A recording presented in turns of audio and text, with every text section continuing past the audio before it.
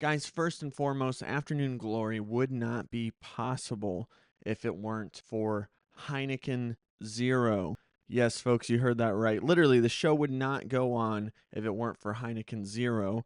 Mostly because I had a problem with just regular Heineken. Literally, if it weren't for Heineken Zero, I would be 18 beers deep, maybe thinking about podcasting, certainly not doing so. But now it's all good. The sea has parted, the light has shined, and I can drink 18 Heineken Zeros and not feel the same effects of 18 Heineken regulars. Perhaps you don't have a problem, folks. Definitely opt in. I think Heineken definitely has a alcoholic version. I think they got a couple, and you should definitely hop on board because Heineken is friendly to the drinker and to the addict. It's big holiday season. We just passed Thanksgiving. We're going into Christmas and the new year. Triggers exist. Triggers will fuck you over. They will make you slip. So definitely opt in for that Heineken Zero. As a matter of fact, I'm going to raise my glass right now and take a drink. Wow, good morning, holiday shoppers, Black Friday shoppers. Thank you to technology and Jeff Bezos. It's pretty much all done at home. I think I said last episode, my coworker from Ecuador, I'm not saying they don't have the internet there. But I am curious. I think I'm allowed some curiosity. He said he's got to get up early and go Black Friday shopping.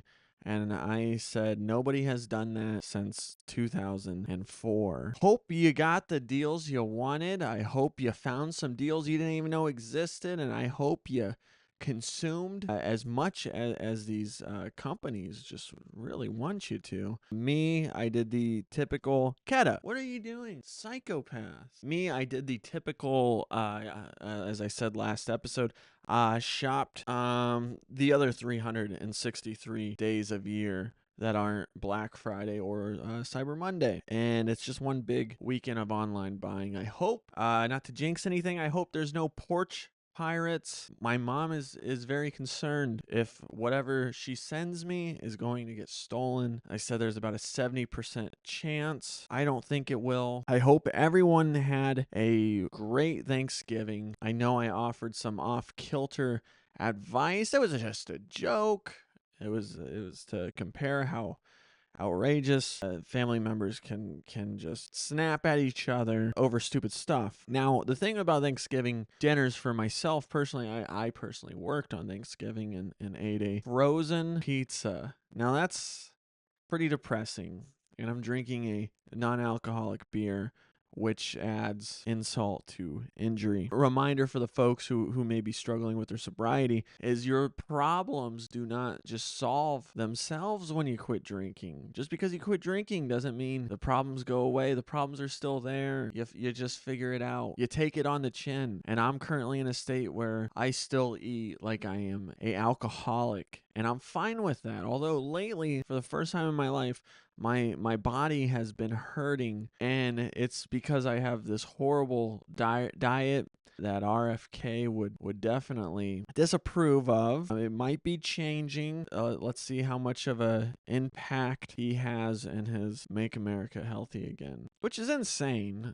I don't need to be so political, but my key when I do have a Thanksgiving free, not often, but when I do, I hang out for about an hour, 90 minutes after the meal is served. I say, well, it was really nice. Thank you for having me.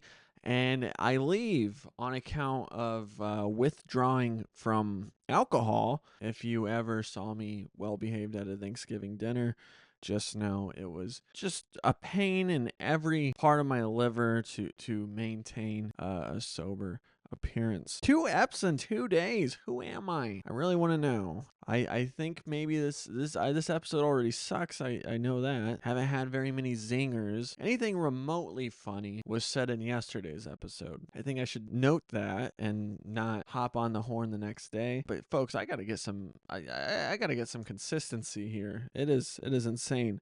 I'm liking the 20-minute episodes, although this one I already know I have to cut because I was replying to text messages from my internet girlfriend, and but yeah, I for the first time in my life, folks, I started listening to the 1975. I tweeted the 1975 might as well be the year that I started out in the dark about this band. They're incredible. So maybe it's the 1975. I got some pep in my step. I wrote a couple lines of poetry, which is common, probably coming out of every 1975 fan. What do you do in your spare time? From time to time, I write lines of meaningful poetry, and it's mysterious, and it's tortured, and it's just so me. And that's a 1975 fan. Although I gotta say this, we get it, Maddie Healy. You like heroin, and you write songs, and people show you songs, and then they're like, they tell you that it's about heroin. That's happened a couple times. A couple different songs as well.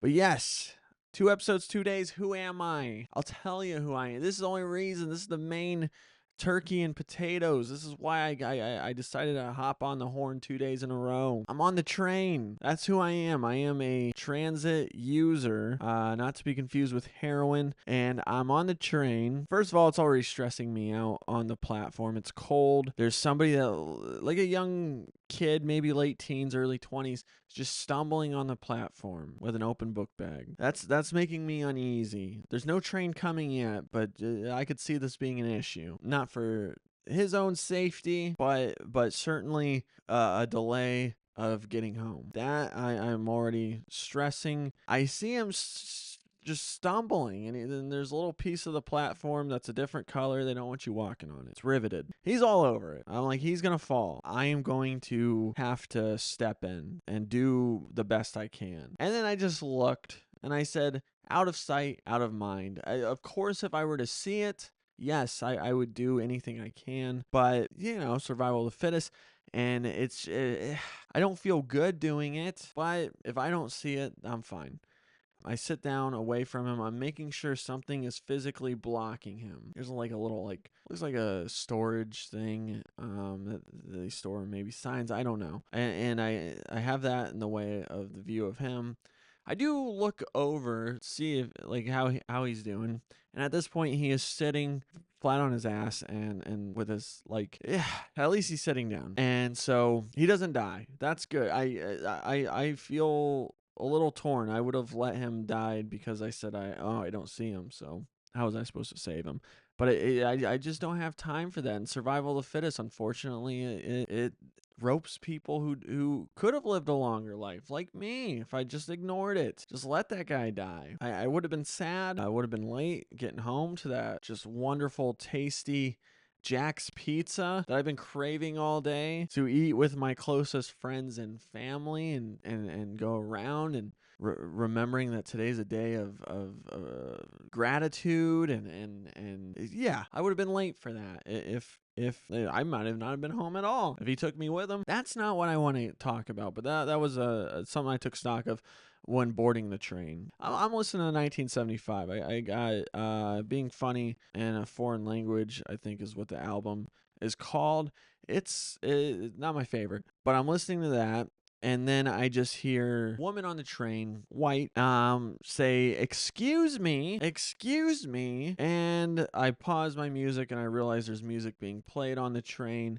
That's okay. That's going to happen, and let it happen. Don't say anything. As a matter of fact, Shazam the song. Get into the song. Listen to the song. It's not going to be better than the 1975, even though it's kind of a mid-album. It's not. But it's gonna be great. It's a new song. Maybe you've heard the song. Maybe by chance, probably not by chance, but maybe you've heard the song and you didn't get a chance to Shazam it. And now here it is. As you can imagine, probably by the volume, it wasn't even that loud, to be honest. The guy's ignoring her, and she's just staring at him, frustrated, as a white woman would, who would speak up on the train to tell somebody to turn it down. Finally, he responds. Negatively. He turns it up. And what did you expect, woman? Who the fuck are you, woman? Truly, who the fuck are you? I'm uh on the train for $2.25. I get what I pay for. Sometimes I get more. Sometimes I'm doing a police report as a witness for an assault. Sometimes you get more. Sometimes you get more than you bargained for. I don't know what that means. I do know what it means, but what I'm saying is, just shut the fuck up, woman. You just fucking instigated this. Now literally when he turned it up and she was not a hero. I don't even know what she was thinking, but she pissed off the entire train, and I watched her get off like 5 stops later, and we are looking at her. We want to kill this woman. We want to force feed alcohol down her esophagus, spin her around 10 times, 15 times on the train platform while a train is coming. We are pissed because we are Chicago Transit Authority riders. That's insane. Also, people complain about how awful it is. One, the I didn't have something so extensive as the CTA here in Chicago. I never, not thankfully, but unfortunately, I didn't get to stick around or be around for the peak of it. That sounds awesome. A train every 7 minutes. But I truly just don't stick my nose in it. It's okay. Trains can be late. They're working on the holiday. I'm working on the holiday. That woman on the train was probably working on the holiday. It was either that or she had a shitty Thanksgiving, and it's probably what she deserves, truly. But to people that wonder if they can manage a big city, and the first thing you need to know about big cities, doesn't have to be Chicago, despite what's going to come out of my mouth, is when there's more people in a city, in a smaller, compact area, square footage, what's radius? I don't know. When there's more people, that increases the chance of everything, including crime. Unfortunately, that's just how it goes. And there's the cookie cutter advice: mind your own business, keep your head on a swivel. And yeah, there's a lot of truth to that. I'm on the train. I'm on a seat that faces the aisle. My legs are in the aisle. It's right next to the door. A guy comes in, big cart, blaring music as well. The train is about to take off, so it's gonna jerk. If there's anything I know anything about, this is my number one expertise right here, is if it has wheels and you're on wheels, it's gonna roll. So the train takes off, it jerks, his fucking cart starts moving. I put my hand out, it's just natural instinct. I'm in hospitality as well. That definitely sharpened that instinct. Not the best instinct to stop it. Doesn't even touch my hand. He says, "Don't touch my fucking cart, white man." He's yelling loud, and plus the music's right there. A little scared. And so I get up and walk to the other end of the train. He rips me a new one. He's like, he goes on a thing about how white men are horrible, which he's not wrong, but I'm a good one. I like to think so anyways. Would have stayed on the train cart, but the majority of people left, and I was like, I'm not letting this guy get to me with no witnesses. If nobody left, I would have stayed on. I'd like to think. So if you understand how I fucked up that situation, then you're good.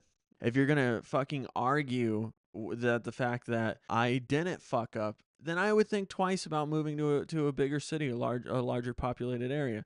I seriously think you might be getting in harm's way. What was I saying? I was gonna tie back into this fucking woman. I guess she wasn't minding her business, and who's to say she didn't get the one fucking cracked out maniac who just happens to be able to afford a phone and a speaker and just straight up didn't assault her. I was waiting for it. I was like, God damn it, I'm gonna have to move train carts because this woman can't keep to herself. And the best part is, he got off the very next stop, and as he stood up, waiting for the train doors to open, he stopped the music completely. And that's just great. That is the most perfect response. Is it ideal in society? Probably. No, people should keep to themselves. That's what this whole thing's about. She shouldn't have said anything, but then is it right for him? But no, he just wants attention. But for somebody that wants the attention, amazing response, and I applaud him, and I have that to be thankful for.